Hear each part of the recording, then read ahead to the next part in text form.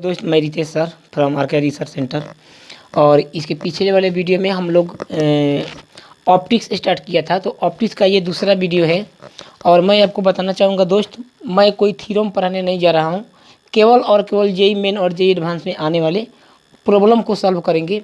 और जहाँ कॉन्सेप्ट की ज़रूरत होगी मैं वहाँ डील कर दूँगा। दोस्त इसके पहले जो हम लोग क्वेश्चन सॉल्व किए थे वो क्वेश्चन था किससे, प्रकाश का अपवर्तन अर्थात रिफ्लेक्शन ऑफ लाइट से था।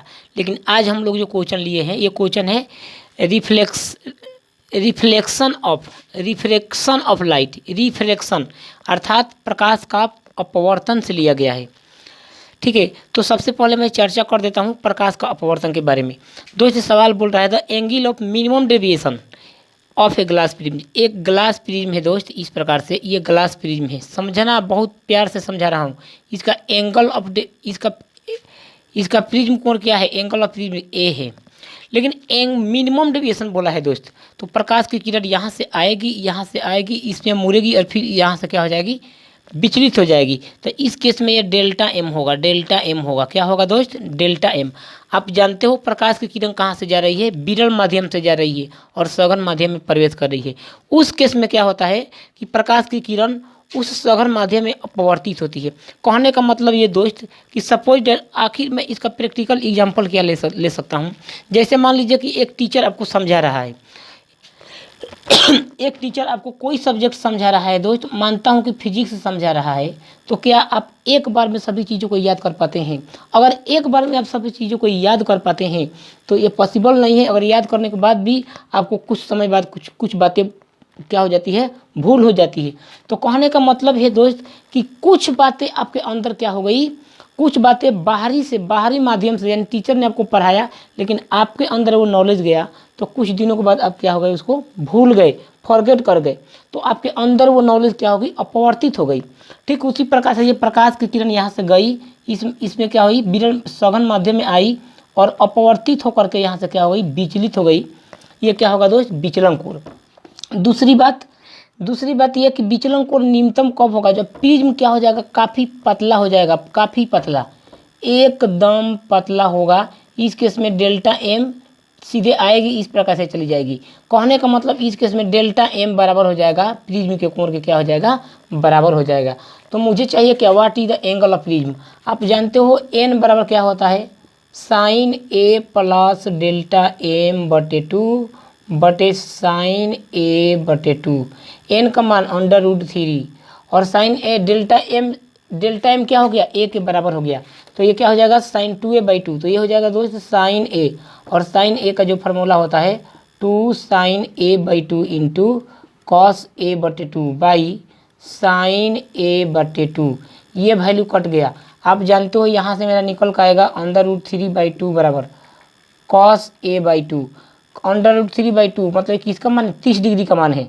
मतलब ये हो जाएगा दोस्त cos 30 degree, cos 30 degree, 30 cos 30 degree बराबर कॉस a/2। यानी कॉस से कॉस गया, a/2 बराबर 30 डिग्री और a बराबर कितना आ गया दोस्त, 60 डिग्री। और 60 डिग्री का मतलब होता है π/3। ये सवाल का उत्तर था। तो ये लेंगे दोस्त क्वेश्चन नंबर 2 काफ़ी आसान सवाल है। तो चलिए बोल रहा है a ray of light falls on glass plate. कोई ग्लास का प्लेट है दोस्त, ये कोई ग्लास प्लेट है, प्रकाश की किरण यहाँ से आती है, यहाँ पर पड़ती है, और फिर angle of, what is the angle of incidence, ये आने वाली कोण एंगल आई कोण पूछा है, आएगी, फिर इसी एंगल से क्या होगी, बैक होगी आर।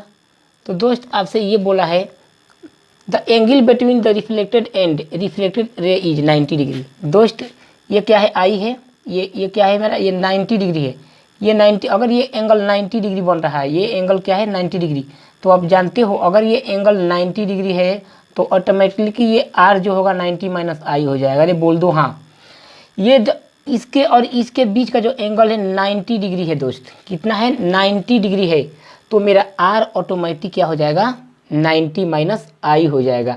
ऐसा क्यों दोस्त, क्योंकि ये कंप्लीट एंगल मेरा हो जाए सीधा, कंप्लीट एंगल कितना होना चाहिए, 180 डिग्री। आप जानते हो स्नेल का नियम आएगा, स्नेल का नियम कब लागू होता है, कब, जब कोई प्रकाश की किरण जो है विरल माध्यम से आए और किसी कांच या जल में प्रवेश करे, तो कांच या जल उसका क्या करता है, वास्तव में अपवर्तनांक क्या है, तो कांच या जो जल होता है उस पानी के जो प्रकाश का जो गमन होता है उसमें बाधा डालता है, वही बाधा क्या होता है दोस्त, अपवर्तनांक होता है। तो n बराबर क्या होता है, साइन आई बटे साइन आर, n का मान 1.5 बराबर साइन आई बटे साइन आर, आर के मान 90 माइनस आई मतलब कॉस आई हो जाएगा दोस्त। मतलब tan आई बराबर कितना हो गया हमारा 1.5। अगर मैं आई का मान निकाल दूं तो tan inverse 1.5। Option number a, option number b इस सवाल का उत्तर था।